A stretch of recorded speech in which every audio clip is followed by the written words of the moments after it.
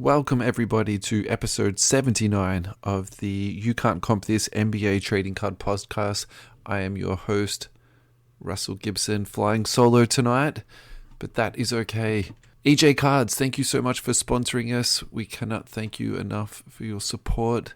Please get down and support the guys. Shop 3, 2 Whitehorse Road in Blackburn, Melbourne, Victoria, Australia.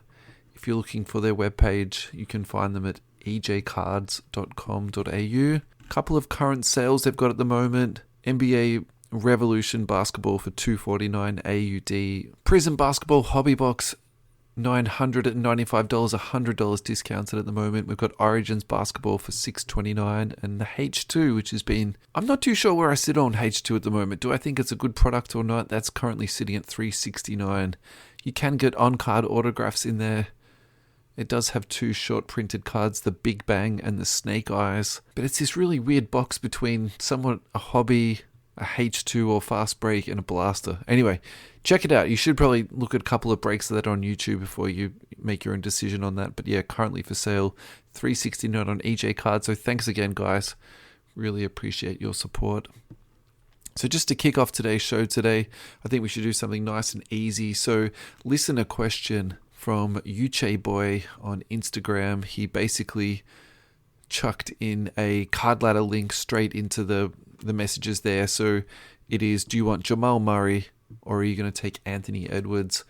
I would say for me, without even doing any research at all, I would say Anthony Edwards is the one I would be chasing. But the thing that I'm really interested to look up actually is about Jamal Murray, because he really has some staying power with these collectors. And despite him having quite a bit of time off the last couple of years with some, really serious injuries, I was actually surprised at how strong his pricing has been. So I think the other way you can look at it though too is because Murray is a lot more established, you can maybe say he's a little bit of a less riskier purchase than what Edwards is. And the other strong sort of driver I think for Murray at the moment is because he's potentially going to make a very deep finals run imminently. So you could actually see a little bit of a short-term game on Murray, whereas you might also argue with Edwards, about to be scooted out of the playoffs by the Nuggets. Is he going to drip down a little bit as the off-season travels along? So currently trading at $560 USD for a silver PSA 10. Amazingly, his highest sale was for $1,500. So look, for me, 500 is more of a sell than a buy. And until he's done a little bit more, I do think this is a little bit of a risky purchase for me. In saying that, I've been very, very high on Edwards on previous shows. So I think that, if I really do need to make a choice, I'm going to come back to the Edwards purchase. I'm going to go into Jamal Murray for a second. Alrighty, now in comparison, Jamal Murray, last sale is for $400. His highest ever price is actually sitting at $1,900. So actually, that's quite interesting, isn't it? He's actually sold for overall higher. Card Ladder actually puts his card undervalued at 10.72%. So they priced this card at $442 and the last sold was $400. I gotta say, if I got to pick between the two, obviously there is a price difference here, so that $100 does matter. I think if you're looking for the more solid purchase, I think Jamal Murray is the way to go. The other really strong thing for him, I think he is going to trend up as the finals go along. But in terms of overall high ceiling, I got to say, I think the Edwards card is probably the one that's got the highest ceiling. So yeah, look for the Edwards card to go down on the off season and then overall have a higher ceiling. And then I think if you're looking for something very constant, very low risk, I think the Jamal Murray is the way to go. So overall, I would go for the Murray. Alrighty, second thing on the run sheet today is Prizm. Prizm Hobby is out. It's finally here. I think it's the cards that everyone, waits for and looks forwards to. Breaks have been really solid so far. I think that the design is excellent this year. They've tied it in this year with a Monopoly product, which I want to talk a little bit about later on. But the thing that really comes out to mind when I started to go through this is the number of parallels. Like, it is just absolutely ridiculous this year. Blue Wave, Blue Yellow, and Green Choice. Fast Break, Green, Green Ice, Hyper, Ice, Pink Ice, Pulsar, Red Ice, Red Sparkle, Red, White, and Blue, Ruby Wave, Silver, Tiger Stripe, Wave Green, White Sparkle, Red Prizm to $299, Blue Prizm to $199, Fast Break Blue to $150, Premium Factory Set to 150, Purple Ice to 149, Blue Sparkle to 144, Blue Ice to 125, Fast Break Red to 100, Purple to 99, Red Choice to 88, Fast Break Purple to 75, Red Power to 75, Orange Wave to 60, Fast Break Pink to 50, Blue Choice to 49, Orange to 49, Pink Pulsar to 42, Blue Shimmer to 35, Pink Pulsar to 35, Green Pulsar to 25, Mojo to 25, Gold Sparkle to 24, Fast Break Bronze to 20, Purple Choice to 20, Gold Prizm to 10, Gold Shimmer Prizm first off the line to 10, Wave Gold to 10, Green Choice to 8, Green Sparkle to 8, Lucky Envelope to 8, Black Gold to 5, Fast Break Neon Green to 5, Green Shimmer first off the line 5, Black Prizm 1 of 1, and Nebula Choice 1 of 1. I mean, that's just staggering, isn't it? Can you imagine trying to sit down and chase the rainbow through that? That's just absolutely mind-boggling. The other thing that really comes to mind too for me is just the absolute totality of the print run there, and why that base cards basically shouldn't be considered, not that they shouldn't be considered collectible, but you shouldn't be, spending big dollars chasing down base cards, because when you read through all of the short printed cards, it really does give you, a little bit of perspective as to, how much the print run is. I'd love to speak to somebody that would be able to give me an estimate on the number of cases that have been totally made using that information to sort of work it out, because, yeah, that just to me seems just incredible, doesn't it? The thing that I was actually quite interested in, though, is the three that caught my mind was the Nebula and Black, so they're 1 of 1. I thought there'd be at least 3 1 of 1s this year. And the other one is the Black Gold. I really like that print, and for that to be the same as a Fast Break Neon Green, that actually caught my eye a little bit. The other one too is the number of gold prisms. The Gold Prizm to 10, the Gold Shimmer first off the line to 10, the Wave Gold to 10, and then there's, I'm assuming that it's not on the list, but there'll be an unnumbered Wave Gold somewhere in there too. I can't see that on the list, but that's okay. Look, I think so far I would say most people have been pretty happy with the returns of it. It seems this is a very small sample size, but anecdotally, it looks to me like the quality control has actually improved this year, which I think is really important, because if you're putting money into breaks and you're getting back cards that are so horribly cut east-west, that's never a nice feeling.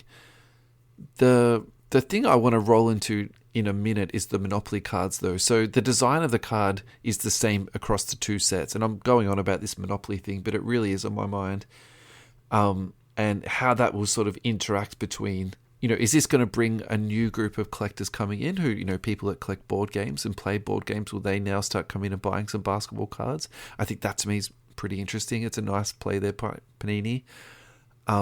Yeah, so let's go through some of the sold prices just on the straight Prizm hobby. So this is excluding Monopoly cards, just to be really clear on that. And I've gone down to Banchero. Silver Prizm for 200 USD. I'm absolutely flabbergasted by that. I think what you buy in for a break spot, and then to get back, literally one of the most coveted cards that you can get for 200 USD, that to me seems a little bit out of sorts. And again, it's very small sample size theater. It's only one sale that I can find, but early signs of that is to me quite amazing.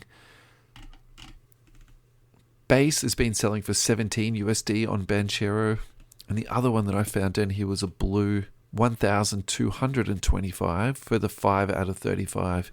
In terms of the centering on that card, it looked a little bit off east-west. I couldn't imagine that was going to jam. And if anything, it looks a little bit rotated. So I think to go 1,200 deep on that, that's for me, a little bit of a risky buy. Be really interesting to see how that comes back from PSA. So that was the blue shimmer to 35. So I haven't seen any of the one-of-ones surface from Banchero yet. I haven't seen any one-of-ones from Chet. I think they're the two big ones that I think will really pop when they do come out. So just definitely keep your eyes out for those ones. Alrighty. So I've definitely already alluded to it, but the Monopoly cards, this is something that's definitely been on my mind this week. So if you Google for Pac-Man, who is absolutely prolific on YouTube, he did a really good and quite immersive rundown on what's going on in those boxes. The one that he had gifted to him from Panini also what had looked like a black box in it, and then it came out with a rookie card for the Monopoly Man, and it didn't seem to be numbered, but it looked absolutely mint in there. Some of the sold prices on that, I just can't comprehend that. So I didn't actually price that down for the show list, but it just seemed to me that's the type of money that you're not going to get back anytime in the future. So look at some of the sold prices for the boosters, for the Monopoly boosters. They're 45 USD. If you want to buy the Monopoly game sealed, it's 65 to 75 USD. Now, if you just want to play the game and you're not too fussed about the cards that's inside it, you can pick one up for $15 to $20 USD. So I think for me, and I've been pretty big on this in the past, the hobby has to be for people at all collection points and also for all price points. So for me, that's really important. So if you can't afford to buy the game, with sealed packets inside, but you still really want to play this game, I think that's fantastic. So you can pick one up for $15. That's fantastic. The sold prices on some of the short prints coming out of the Monopoly packs: Chet Holmgren Teal for $50 US. The Monopoly Parallel, again of Chet, for $83 and also sold for $190, and his base card sold for $7. I'm really interested to hear what people... Please leave some comments on this after the show, what you guys think about these. Is this almost...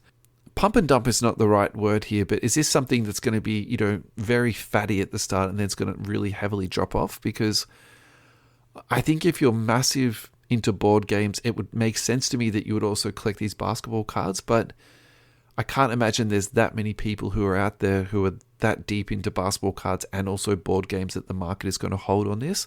So, for example, the Banchero Gold Shimmer to 500 sold for 280 USD. I don't really see where that ends up in 3 months' time. Like, I would be shocked if it's at 50 or 100 USD, to be honest. So, the Black Icon sold for 140. Again, these are all Banchero cards. The Orange for 212. The base for 8, the silver for 100, and the blue wave for 137. So, and again, looking into some sold prices on eBay about these, if you're really into this game and you want to play it, you can pick up the singles and also bulk lots of the base cards for just, a couple of bucks each. So definitely don't think that, you see some of these prices that they've been flipped for and that you're priced out of the market. It's not like that at all. So, look, I'm really keen on this, and I've sort of said this on previous shows, a very long time ago. I think that is a little bit of the downside when it comes to basketball cards is that, it's fantastic, they're collectible, but then what do you do with all these leftover base cards? You can't really play a game with them like what you can for Pokemon. I really like this twist. It's just, for me, maybe a little bit unfortunate that you just can't use regular base cards, because that was something I was trying to look into. I've already got boxes and boxes of base cards sitting around. Can I use those in the Monopoly game? Unfortunately, you can't. They do have ratings on the back of the cards, of the Monopoly cards that you need to use for the game. So, look, I think that is a slight downward trend. I suppose at some point, all of these cards are going to surface online, and if you really wanted to, you could get your own cards and write the numbers on the back yourselves. You could even make up your own ratings because, frankly, some of the ratings I don't think is fantastic. Like Nikola Jokic, his defensive rating is 83. And I don't think that it should ever be, maybe higher than 70 or 75, something like that. I don't think he's the most dynamic sort of defensive player in the world. So that seems a bit unreasonable. Alrighty, guys, I just wanted to go through a couple of other sold prices too on some other guys who are just, playing in the playoffs at the moment, who are trending at the moment. So I think the first one to go through is Robert Williams. Just give the Celtics a little bit of love. Really, really interesting. This was not what I was expecting at all. So Robert Williams, the last 3 months is actually down 62%. His last sold is $35. He started at $95. So I included this card in it because actually it made it into the card ladder registry, like the current sort of trending registry. I suppose what I didn't realize is that he's actually trending downwards. I think that I can understand why you can lose faith in someone like Robert Williams just for the fact, he's injured. But at the same time, at 35 USD for a silver PSA 10, I think that's a strong buy. I think at that price, it's totally fine to take a bit of a punt on it. I gotta say, I wonder if people, because they had been waiting for the playoffs to start and maybe the markets has been a little bit flooded, he's very up and down. So even within the last 6 months, he's actually been up to 125. So he's dramatically, if you look at his trends there, he's very much up and down there. So really, look, at $35, I think that's an absolute buy. The Celtics believe in him. I've got no reason to think that he'll be going away. So Jalen Brunson's the next one on the list. Of all the teams that I thought would be winning 3-1 at the moment, is the New York Knicks. I'll put that on the bottom of the list. I thought it was going to be the complete polar opposite. I thought the Cavs would even sweep the Knicks this year. I'm far too high on the Cavs. Jalen Brunson, the last 6 months, is up 20%. The last 3 months, he's up 48%. I think that's, we've actually spoken about Jalen Brunson a fair bit this year. I'm not that surprised by this at all. I think that, the Knicks fans are pretty crazy. They've got a massive sort of rabid fan base. Brunson is the head of the snake now. I think he's overtaken Randall as the number one there. He's an incredibly important piece for them. I do think he's almost the anti-Nick, though. He's not particularly a great athlete. He's not particularly a great defensive player, and he's not someone that really fits into the Thibodeau mold, but he's just been fantastic. I think his guard play is just exceptional, and, I'm not comparing him to Jokic at all, but the way that he reads the game and perceives the game, he's definitely in that sort of same sentence of just being, a very intelligent basketball player. I like to see guys like this who, have really come from obscurity into the forefront of people's eyes.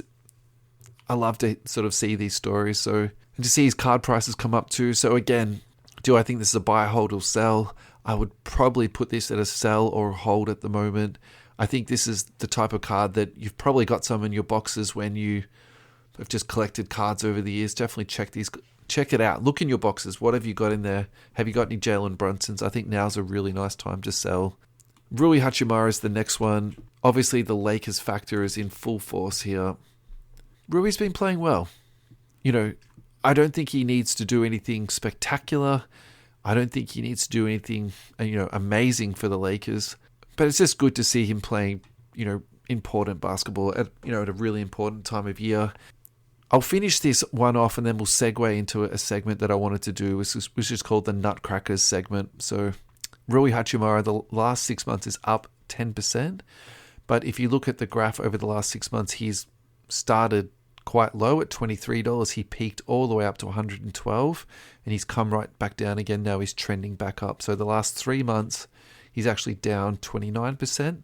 But if you sharpen that in, so you go into the last 2 weeks, he's up 122%. So at $62, look, if you were buying this at $30, I would have said that's a very, very strong buy, just like the Robert Williams is at the moment. I would put that into the same thing, but he is at the moment at $60. Look, I would still put this at a buy, but I wouldn't put it as a very, very strong buy. It's more, if you like the Lakers, you like Rui Hachimura, you like his game, definitely pick up something. I think at $60, that's still okay, but I wouldn't go crazy. I wouldn't buy 10 of them. I would just, really pace myself.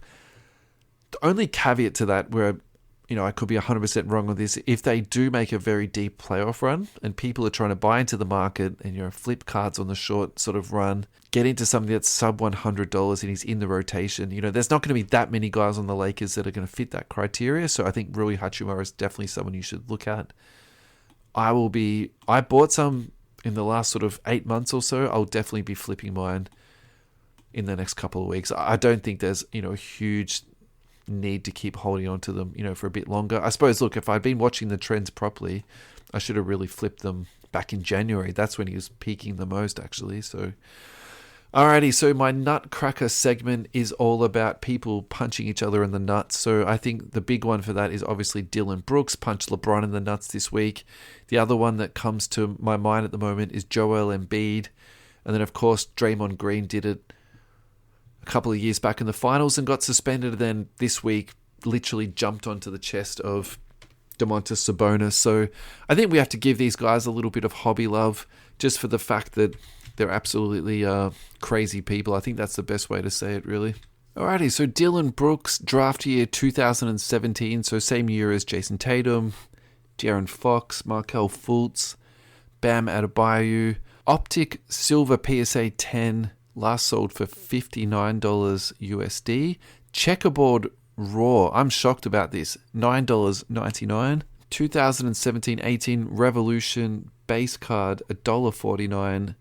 Donruss, so not Optic, just the regular old Donruss, that sold for $0.01. Dylan Brooks Cornerstones quad patch on-card autograph sold for $12.37. Optic Fast Break Orange numbered to 193 sold for $3.25. So I think as I started doing this segment, I was like, who on earth is going to be collecting Dylan Brooks? And I think clearly there's not that many people collecting Dylan Brooks, but the guy is a rotation player. I don't see him going away in the next 5 years or so. I think if you're picking up on-card autograph quad patches rookie cards for 12, so let's just call that, say, a little bit less than $20 Aussie, I don't have a problem with this at all. At all. And he also seems like the type of guy that's going to keep himself in the news. So that gives it that little bit of Fruja factor too. So Dylan Brooks, I'm going to put that as a very strong buy. In saying that, I don't think this is something that's going to be a quick flip, and make sure that you enjoy watching the guy play, because otherwise you're just going to hate me for that recommendation. Hate me, especially if it doesn't work out. Alrighty, Draymond Green is the next one, who really should have been first in terms of the nut punching and all the rest of it. Draymond Green, 2013 Panini Timeless Treasures, promising game used patch, $7.20.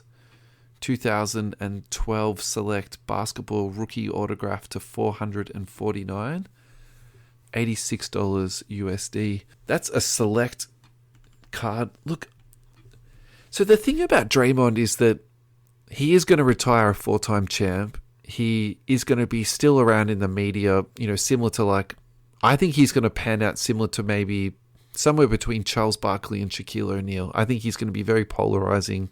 He's going to be intelligent, and, he's a pretty witty guy, so I think he'll do really well on TV. I've never actually strongly considered buying Draymond, but I don't think this is something that you buy with the intention of, making money off. But I think as much as you can love to hate Draymond because of all the trash talking that he does and the constant complaining to the referees and, jumping on people and nut crunching them, it's probably something that should be in your PC. I think you do have to give, due to people as they earn it, and Draymond has definitely earned his dues. Interesting. 2012-13 Panini Prizm rookie card base at 52. Look, I probably prefer the select autograph at 80 over the base for 52. 42 another base sold for, and a PSA 9 sold for 40. I don't mind that, actually. Put into a PSA slab. Yes, it'll never 10, but definitely don't have to worry about that again, do you? It's perfectly encapsulated. PSA 9s are overlooked. Alrighty, and our last comp for today for our nut crunchers is Joel Embiid. It's a little bit of a shame that we're having this conversation in this sort of context because of how fantastic of a year that he has had. Most likely is going to be the MVP this year, just for the fact that people won't want to vote for Jokic for 3 years in a row, and he's been amazing. So, Silver PSA 10. Last sold for $1,600. If you're looking at his 3-month trend, he's actually up 110%. However, if you go back in the last 6 months, he's up 50%, and in the last year, he's actually down 20%. So at the start of the year, he started off at $2,000, and his last sold price was for $1,600. So you can definitely make the argument that, now is a good time to buy. Without stating the obvious, we probably missed a little bit of an opportunity here because he was down to $700 at one point, which is a really good buy, isn't it, at $700? So whoever got that at $720, congratulations, that's absolutely delicious. The Blue Mojo PSA 10, though, last sold for $1,000. Do you buck the trend of a silver and buy something that's actually with a much lower pop count? So the Blue Mojo is unnumbered. The population count on that is 15, though. The silver has got a population count of 81. So we're not talking, a huge difference in population, but definitely there is a difference there. And at that price point, also color matches with the uniform. Bit of a dream, but why not? It's always nice to dream, isn't it? Alrighty, I do really think we should check in on Jamal Morant, just for the fact that it's been a little while. He's injured again in the playoffs. And I think that for the people who were critical of Ja or maybe suspicious of Ja, I think that's was one of their hold-ups of why they wouldn't buy out to him, just because of his athleticism and his body type. The last 12 months, he's actually down 55%. In the last 3 months, he's down 20%. And the last month, he's held perfectly. So he hasn't gone up or down at all. He last sold for $750. So in the event that the Lakers knock out the Grizzlies, which seems to be the most realistic outcome at the moment, do you expect Ja to even fall down further what he's fell down this year? So he's already down 55%. Do you expect him to go down, even more? So at the moment, he's $250 cheaper than Embiid. The thing about Ja, let's say he does go down to 600. I think that becomes the type of buy where you can't lose that. That's a very ignorant term to use, but I think that that's the type of card where it'll get to a point where even if he is still injured and he's still having lower problems, people will start picking it up. It'll be like when Cade went down to 300. At some point, it just has to go back up, and there's no reason for it to go back up. It's just the fact that the price is too good for people to pass up.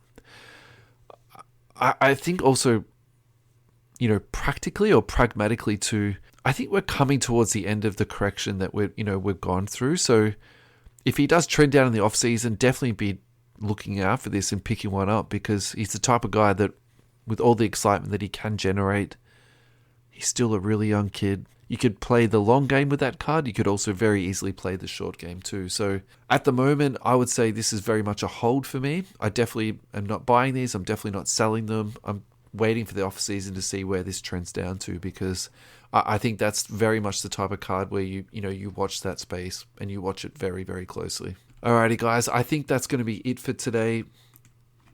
Hopefully, Adam is going to be back on board absolutely imminently, and we can get things back on track. Guys, if you have tuned in, thank you so much for listening. We very much appreciate it.